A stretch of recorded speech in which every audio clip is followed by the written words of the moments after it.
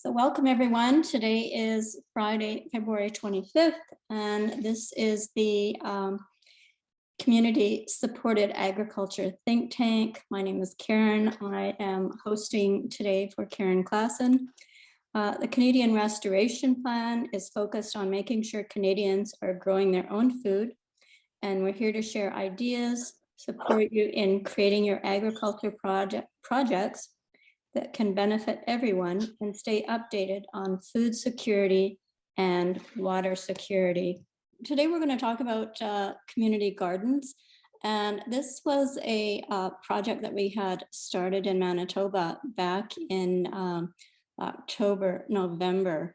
It was part of the Helping Hands and Hearts initiative that Kim had suggested, and we thought, yeah, it might be kind of fun to have start a movement of community gardens throughout the province. So we just wanted to share this with everyone today. It's just a short presentation and maybe generate some ideas and see what you've got going on in your province. So what is a community garden?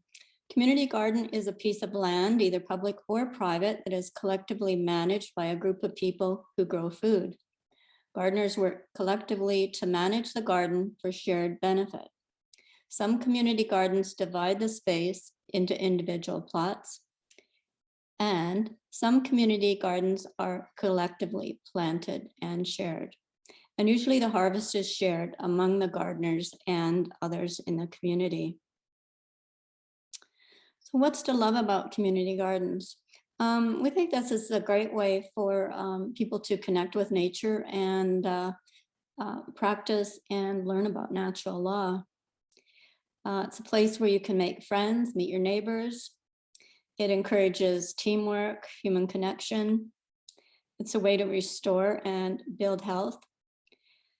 It can be multi-generational, you know, seniors, families, children, schools, teens, all ages can be involved. It's a way to connect with the natural world in the middle of urban areas. And you can create community identity and build networks with the people that you meet. You can organize and advocate for your community. You'll be focused on solutions, and it certainly is a contribution of time, talent, and resources.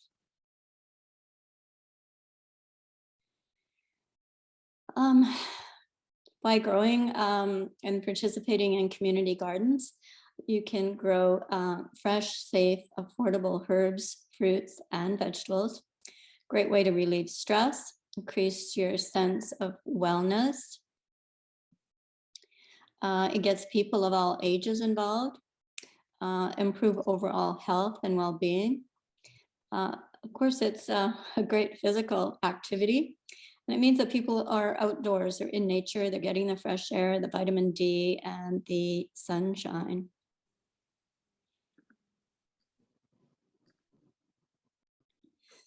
So to plant a garden is to believe in tomorrow. This is a quotation from Audrey Hepburn.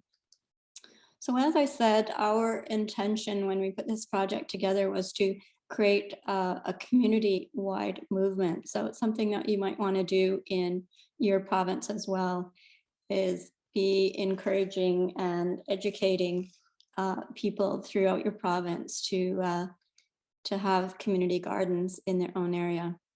We see this as a grassroots initiative started by the people. It certainly fits our description of our think tank of community-based agriculture. We believe that it reduces environmental impacts because, of course, people are growing more food in their own communities at the local level. So it means, you know, you're not going to have all the transportation issues and costs involved. It also empowers the people to provide their own solutions, and it's good for the humans, good for the plants, and it's good for the animals. Another quotation, gardening is the art that uses flowers and plants as paint and the soil and sky as canvas. This is a quotation by Elizabeth Murray. What else is possible? The font is really small on this one. Hope you can see it. We kind of wanted to get creative and see what else is possible besides, just constructing boxes and maybe having a gated area where people are planting and whatnot. But it could involve things like music and dance. There could be a patio area, picnic tables, a grill, fireplace. What if you could have bee, butterfly, and pollinator gardens? Medicinal gardens, of course. Meditation and mindfulness gardens. Peace gardens, edible flower gardens. What about spiritual gardening and a sacred plant garden? There could be all kinds of classes and workshops offered by the people on such things as wildcrafting and foraging, medicinal, botanical, and herb walks, nature hikes, harvesting and canning, herbs and spices. So many different classes that could be offered by the people in the community in conjunction with the community garden. There could be a traditional medicine garden, playground equipment and such for the children. It could be a place to encourage and start garden clubs. There could be an outdoor gallery with local artwork and artists. And I've seen, community gardens where the children and the teens are involved in painting the plant boxes. So yeah, anyway, there could be all sorts of other ways to get the artistically inclined involved and make it a really beautiful, beautiful place. And again, having the schools and the children and teens involved is really, really vital. They have so much to contribute. There could be walking trails, there could be a labyrinth, a medicine wheel, healing ceremonies, that sort of thing at the community garden. This is the project timeline that we had set out in January. This is a timeline for the whole year of 2022. So in January, we started by creating this training presentation, just a simple PowerPoint. And then we had a gardening enthusiast in Winnipeg who just, I think it was a week ago at our environment committee meeting, she did a PowerPoint presentation that she had created with all the photos and walking us through the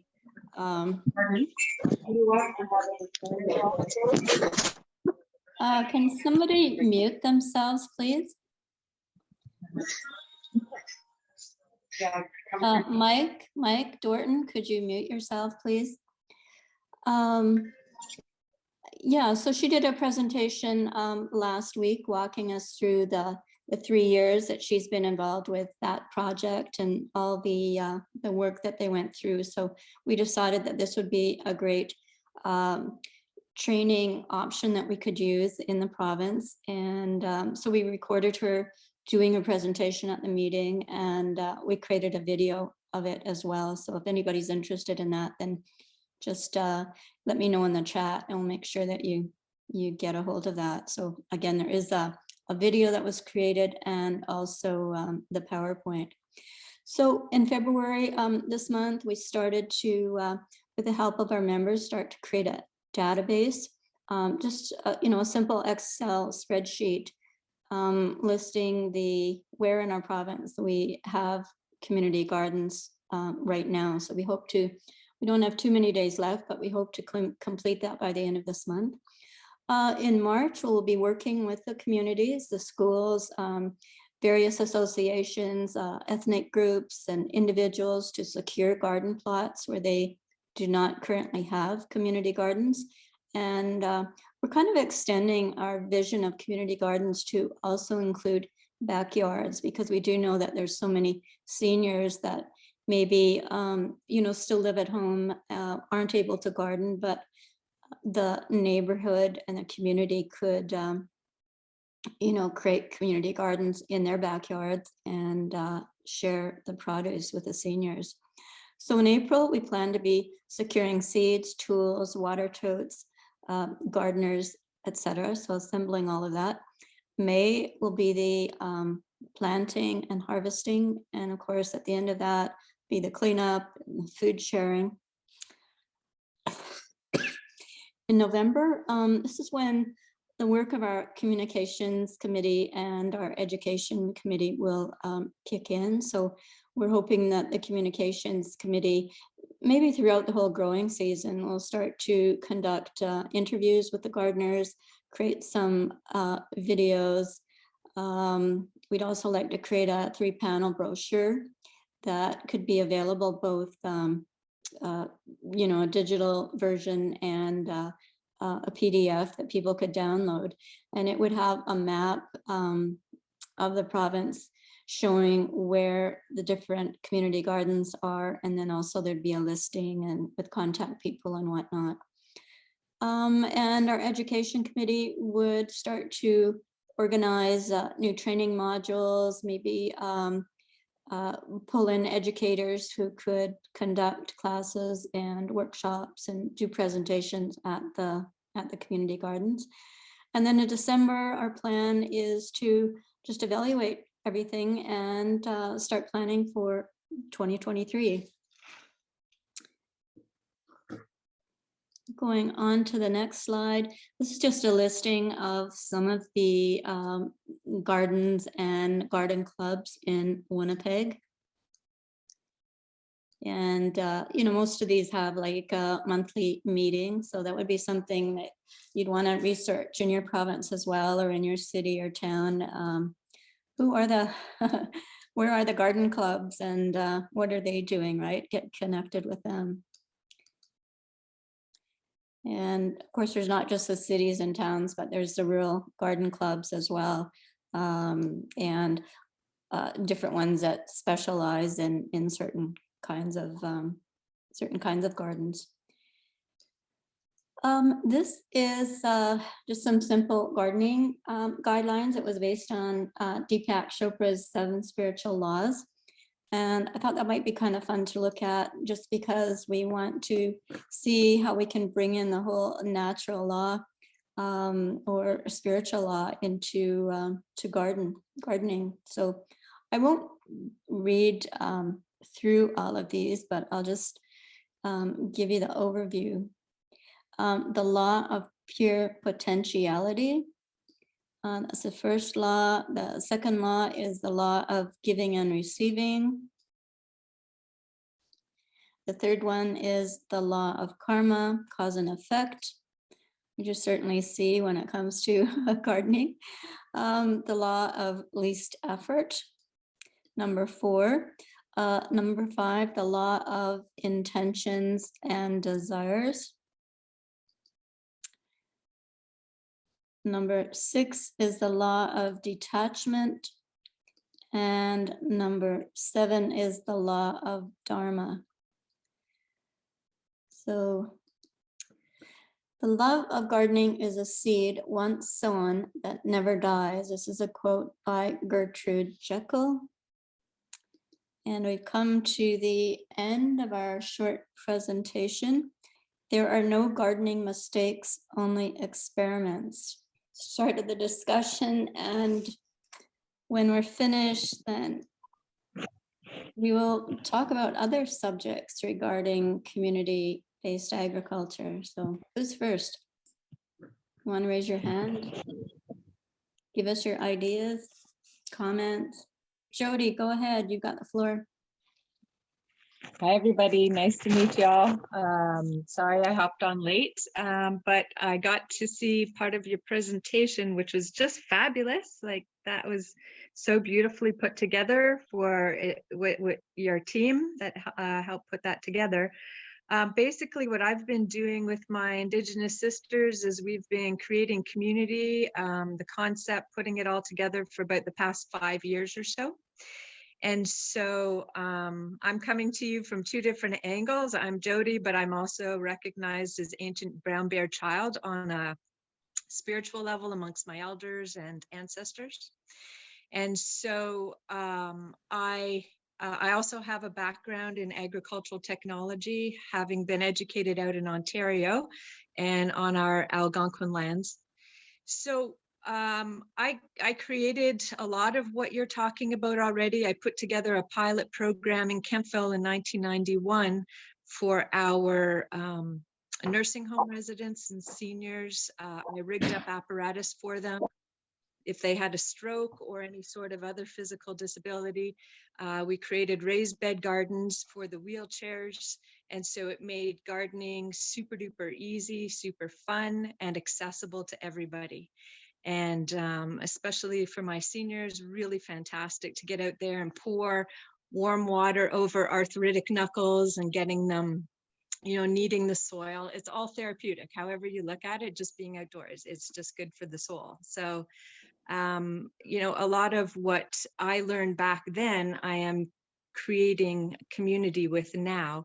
And so what we're doing is we're building, I'm attending to all the different things you're talking about: education and agriculture, accommodations. It's a full community. So I'm happy to sort of chime in wherever you need help, but I'm certainly open to accepting help as well too, because our communities right now, it looks as though they'll be starting in Ontario.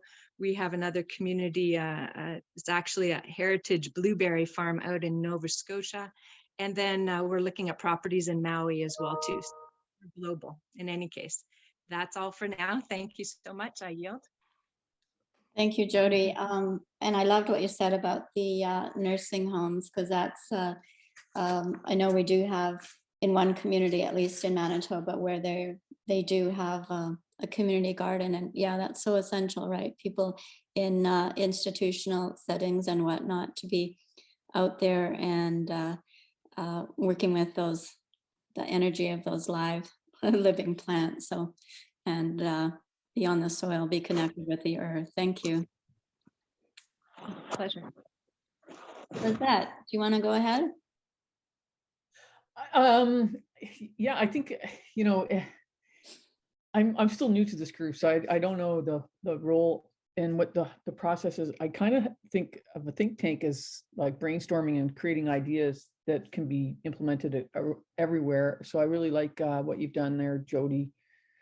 That's it is based within the community. That's the key thing, right? Is that and how it evolves organically, if I could say that. But as far as some of the things that we offer, Food Security Structures Canada, would be that we could help get seedlings going, and so that you don't have to wait until the spring. You can actually have your plants of a good size to get going.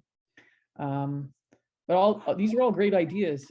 I guess I'm kind of looking for a little bit of direction to understand the end goal for this group, and how is everything compiled to be able to disperse to the other, I guess, assemblies, or I'm really a newbie, so I'm kind of searching myself here. Thank you for asking. And I guess, again, the reason why we started the community gardens movement was we were looking at what our assemblies could do just on a shoestring, right? With no budget, no money, no funding, just ways that we could contribute to our community. So this was one project that we thought would be no cost, and it was a way to get our name out there, to let people know what we're doing, and to know that we're there to support them. And but the other aspect is that we want to be working on projects of all kinds of sizes that will contribute to the lives of the people in our province or in our community. So those will be projects that will be funded, right? That will it can be submitted, basically, business plans and budgets and that sort of thing that, again, could enhance. So is this then like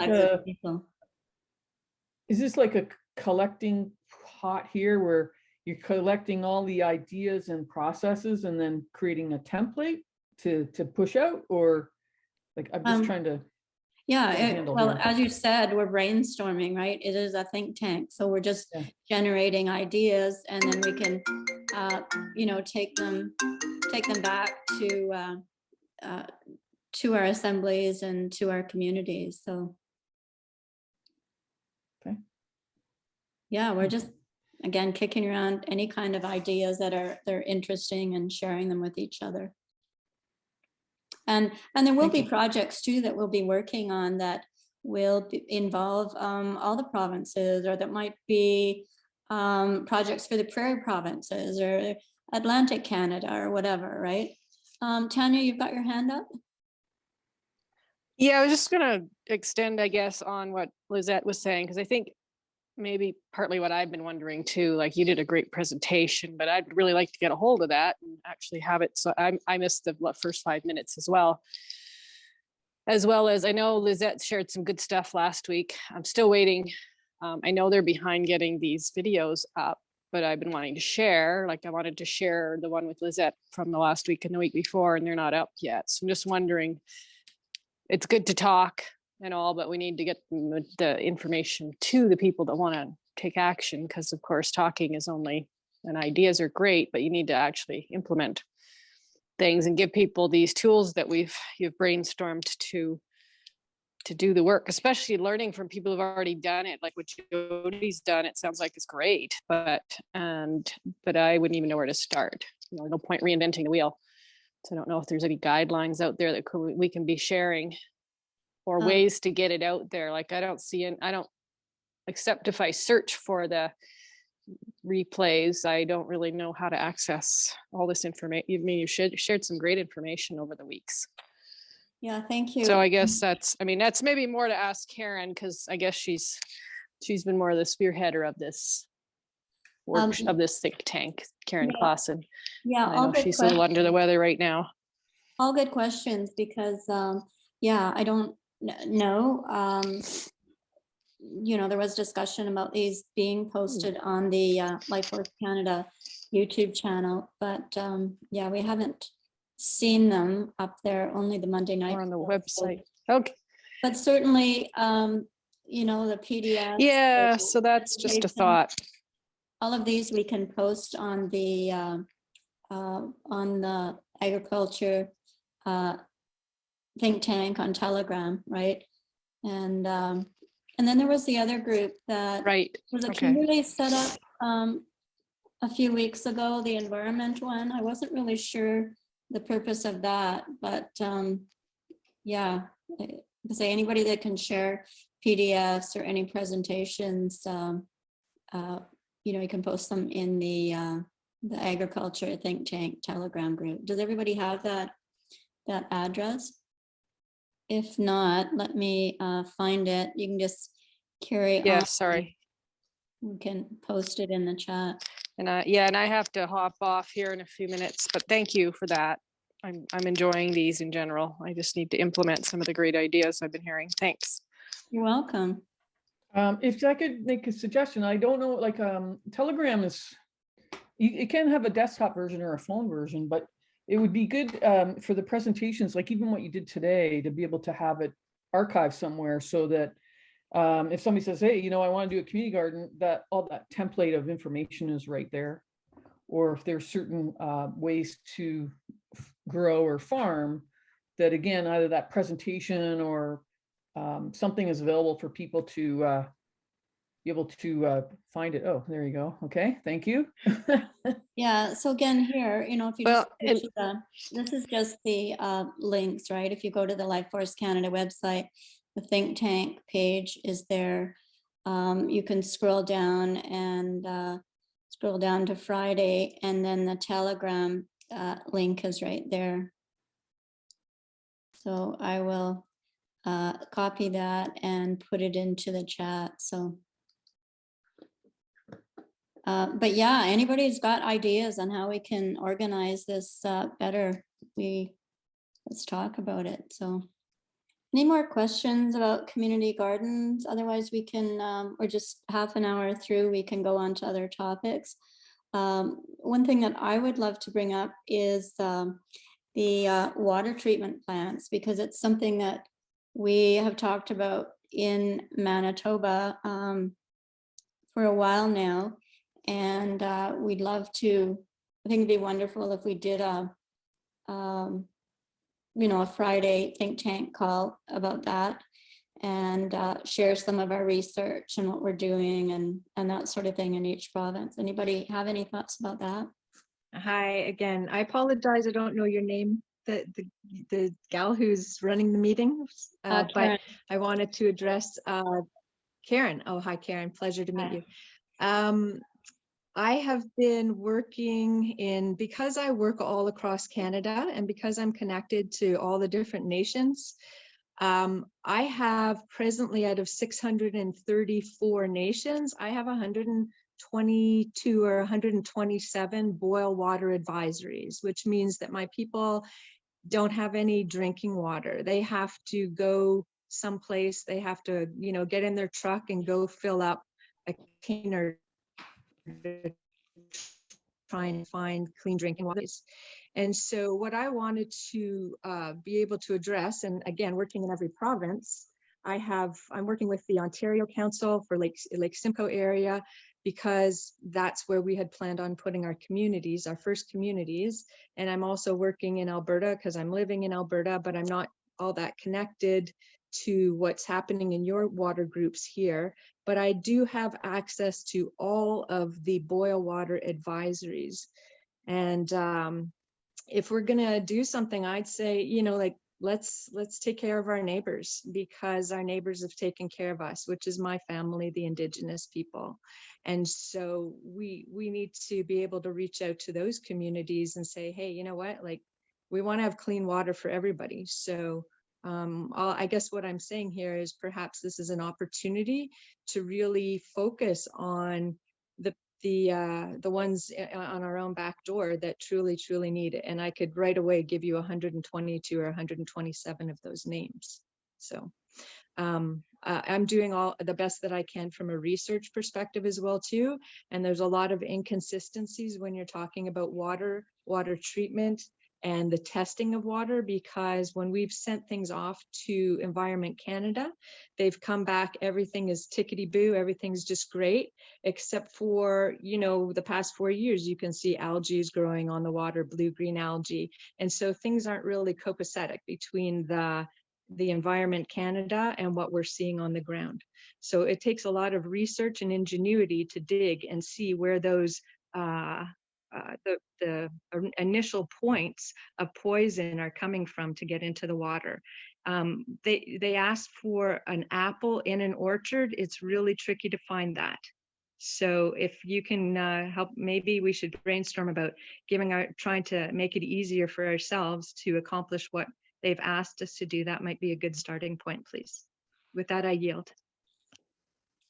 Jody, when you talked about 127 communities, is that in Ontario and Alberta combined, or where are these 127? That's across Canada. Across There's Canada, okay. presently, Alberta, it was interesting because they only had 3, if you looked on the government site, and then they were all lifted in the past little while. And so from my perspective, and because everything that I know from so many different angles, I wondered, why is that? And all of a sudden we have this big influx of investment. These Chinese companies, Amazon, everybody is coming to invest in Alberta, and suddenly our water orders are lifted. So to me, that is somebody bribing somebody else to say, I'm going to give you clean water. These are on our reserves in order for us to come and rip up your lands and take all the minerals. So it's a political game, and it's one that I want to be rid of already, and I just want to take care of the issues, which are, we need clean water for everybody. It's not just on the reserves. I mean, 122 reserves is maybe a couple 100,000 people we're talking about. This is, I'm looking at the big picture for everybody, because it's seeping into all of our systems now. So Yeah, again, sorry, I'm not sure. I probably went off on a tangent. no, that's perfect. And I know certainly in Manitoba, it's one of the top priorities on our list. So how do you think you would tackle it? Because with the new directions that we've been given by Kim Gogan to really focus on the needs assessment and projects, where would you start? Like if you said, okay, let's go in tomorrow, we're not gonna wait anymore. We know the government's not gonna deal with this in the right way, and there's so much stuff going on behind the scenes. So what would kind of be top of mind? What do you see as the solutions? Because let's say we've got all the funding we need, we just need the creative ideas and we need to put a project together. What would you do? So the work, and a great question, and thanks for asking that. The ultimate answer is close down all the mines, because it's the mining that is, they're digging down, they're ruining and redirecting the aquifers, and you know, it just has to stop, all the mining. So especially up north, they're mining for uranium.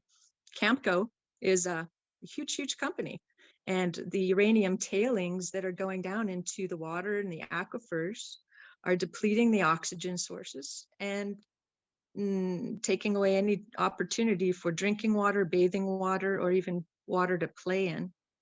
So where to start? I mean, it's all owned by the government. It's Yeah, a big. right. And this So is a dilemma that that we've been talking about as well, is because as we understand it, Kim is, sort of redirecting us, and instead of researching and writing the orders that say, okay, no more mining, we need you to do this and this and this to protect our aquifers. It seems like she's saying, okay, just focus on the project. What do you do? What's the solution? Because we can't, or at least what I'm hearing is, we can't direct this at the government and say, okay, government, you need to do this and this and this, or you violated your own laws and regulations and whatnot. So is there a way that we can create the solutions then where we don't have to give them direction or try to bring in enforcement to change what they're doing? So essentially what is being requested is a Band-Aid, and we can't Band-Aid water problems. Right. And so a Band-Aid, like you put it on, but it's water, it's going to pop off real quick, and so those little tiny solutions that we think could make a difference, if you look at the whole way that the globe rotates the water, the salt water, the fresh water, there's a natural flow to it that we have intervened. So as women of the earth, we know Mother Earth just needs a rest.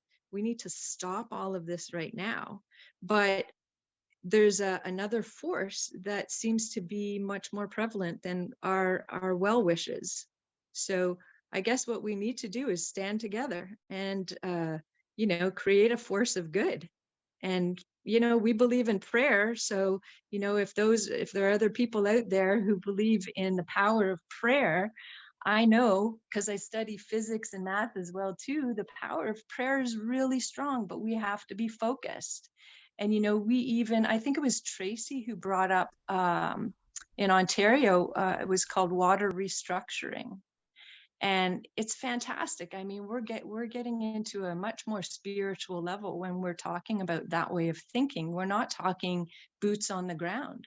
We're talking what can we do on a spiritual level that has the potential to really turn the whole energy shift around. So, I have a lot of faith, and certainly I've been taught by my elders and being able to connect with ancestors. There's a much bigger power going on here than anybody recognizes. If we choose to recognize it, everybody can rise. But we have to do that. We have to do it together and be in alignment. We can't be bopping here and there, a little apple, a big orchard, a small orchard, a big apple. Like it's all the same. all the water is the same. We just have to take care of it entirely in unity. So I guess, you know what, I can't truly answer your question. There's no Band-Aid, because if we Band-Aid it here, what's up on top, the water flow that's coming from Alaska and down through Georgian Bay or wherever it is, I don't know all the geographical locations, but you got to know it's being tainted along the way. It's just getting a little bit more diluted when it gets to the end user. So how do we redirect their interest and that economic focus, right? Because again, it's been, there is the money and the profit factor, right? And okay, we've been doing this for so long and the public are accepting this, et cetera. So how could we get them on our side of focusing on, and I'm talking there about the corporations and whatnot, to say, oh, what if it was more profitable for you to come and do this and this and this? Well, I think first of all, we need to get mindset, because these people have been doing this for decades and decades, and the greed and power is only getting bigger and bigger and bigger. Right. So there's no way that me or any individual can go to a company and say, hey, you know, there's human beings that we actually need to think about. Don't worry about the bottom dollar. That's not actually what's important. But that message is the message, because money isn't important. We can't eat money. And so like maybe, you know, sometimes I wonder, are they totally delusional? Like they feel like all this digging, they really have no clue because they have such a finite education. I mean, I see it in my own family and my own kids, you know, business education means nothing. They don't teach them anything about the environment when you're talking about business. But if you're in the oil and gas or in the mining business, well, you should learn about how you're going to be affecting the environment, but it's like it's two different headspaces. So I don't know if we can address any of that, but what I do know is we personally on the ground level can create change. And so not waiting for somebody to give us permission to say, okay, now you can go ahead and make that change. Rather, let's step into our sovereignty at this very moment in time, because this is what we have. We only have now. And so what are we waiting for? I mean, I'm 55 years old. I've had 2 heart attacks. And I mean, I have nothing to lose here. What is everybody waiting for? We're not guaranteed tomorrow. So we better, I think, you know, work together as a community, start looking into how we can sustain ourselves individually, because we only have 20% of our fruits and vegetables are produced in Canada in order to sustain ourselves. We get all of our food from out west and down south and all around the world, but we truly only produce only 20% of our own sustainability. So it's up to each individual, like you said in your presentation, backyard gardens, food sustainability. Get everybody into that way of thinking. Number one, you know what? We better start supporting ourselves. And it doesn't take that much. You don't need you don't need an education to go outside and plant some seeds, even though I went to school and got the education. It's easy. And I'm looking into all other ways for us to do food sustainability throughout Canada as well too. But it's a grassroots. And what I mean when I say grassroots, it's like get down on the ground, be a bug, and know what I mean by grassroots. It's looking at things from a totally different perspective. And so when we can do that, and again, just step into our own sovereignty, we'll see we don't have to ask anybody permission to take care of ourselves. That's our own sovereign right to be able to do that. So it's a matter of banding together. We have to unite. We can't be off in different directions. So if we're going to create community, let's start creating a solid foundation. And so what I've been doing with the Indigenous ladies is just that. Like I said, we have everything covered that you're talking about now. My sister up north, blue sky Thunderbird woman who walks with compassion. She's an educator, Bachelor of Education, master's. She was working on her doctorate. She's putting together the Indigenous Knowledge Sanctuary. What does that mean? It means education from the ground up. We teach our kids how to take care of themselves. And so that starts young. And then once we've taught the kids, then, you know, the world will just evolve in a super duper positive way because everybody knows how to take care of themselves. So anyways, that's my little preachy thing. So thanks for listening to me. I'll yield. You're welcome. Jody, there's two questions in the chat from Yaz, sorry, for you. First one, Jody, based on your research, what are the main factors leading to lack of clean water? Is it the lack of a nearby clean water source or distribution, etc.? That's the first question. So I'll let you answer that and then we'll go on to the second one. Both. Both. The answer is both. Distribution leads to pollutants getting into the water sources, as well as, well, locally, far away. We have to look at so many different angles in order to figure this out. And it's so complex that the best thing to do would just be to shut everything down and just let Mother Earth rest. And I'm only saying this because this is what I've been taught by my elders. They've been talking about this for decades. And they've known all this time, this whole genocide coming up, they've known it all. And so we need to heed what our elders are saying, and that's just stop it all. Now, how do we stop it all? We have to step up to bat and say we're somebody else. We're no longer Canada. We want to stand on our own. And that's the only way that we can establish our own sovereignty and do it our way and not have to play by somebody else's penal colonial rules. And that's something else that's important to understand. All the rules that we are abiding by right now are under not colonial ruling, it's penal colonial ruling, which means that the settlers that came over weren't really settlers that we learned about in our history. They were all criminals. They were on prison ships that landed here. And those are the people who created the rules that we are guided under right now. And so it could be a wake-up call, and it certainly was for me when my brother explained that to me. He's Mohawk living on Akwesasne, and he said, no, it's not colonial law you're under penal colonial law, and my brother's sovereign over on Turtle Island, and nobody knows. So, you know, we can all step into our own sovereignty at this moment in time if we choose. It's just a matter of us recognizing our strength at this moment in time. And with that, I yield. Thank you. Thank you, Jody. Second question, are these mining companies intentionally polluting the environment or simply doing things that cost the least that meets the minimum standard, whatever that is?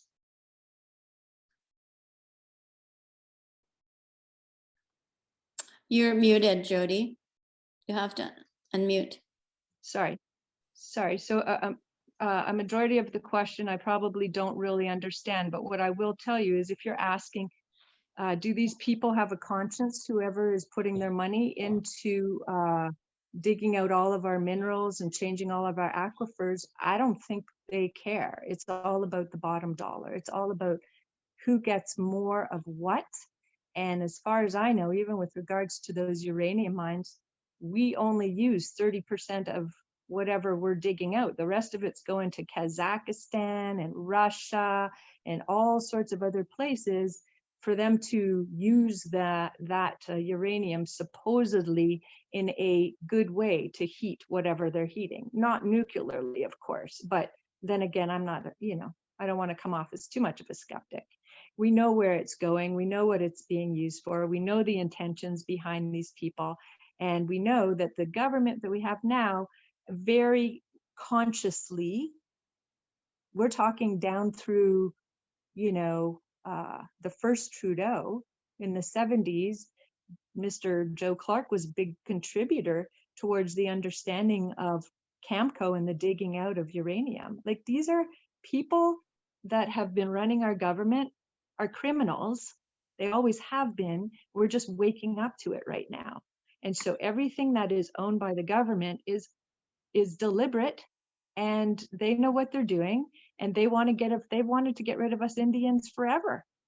Like, that's been the plan since the get-go. As soon as they got off the ships, they started killing off our families. So, when you can't speak the language and you want somebody to convert to Catholicism, you know, it's either convert or die. So there wasn't a whole lot of, anyways, I'm off on another tangent. I think to answer your question, the people that are in charge know what they're doing. It's a deliberate action, and it's been going on forever. Yield. Thank you, Jody.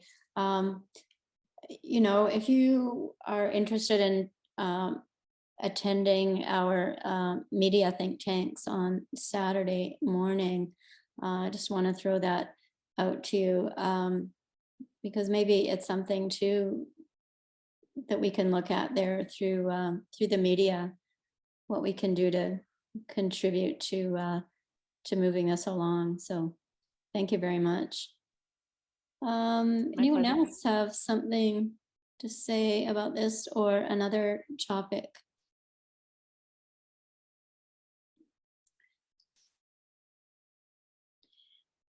Yaz said, thank you, Jody. I see it short-sighted gain and greed at best. I also see what you mean by band-aiding. Cleaning a water distribution system would be a temporary band-aid if the source of polluting remains. Oh, thank you for your wisdom, Jody. Yeah, thank you.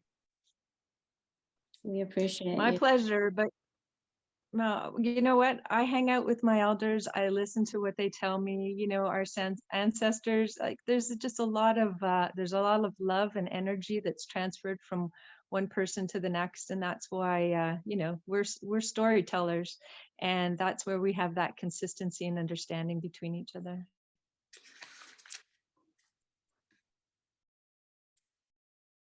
Yeah, so I'm just Yeah. going to, you know, throw this out again to everybody. How can we challenge ourselves to think outside the box and come up with some really creative solutions to get the message out to the public, to get people involved in changing the situation?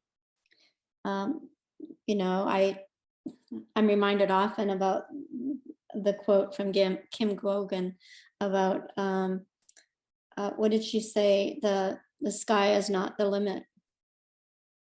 So let's not put any limitations on the solutions that we could create here.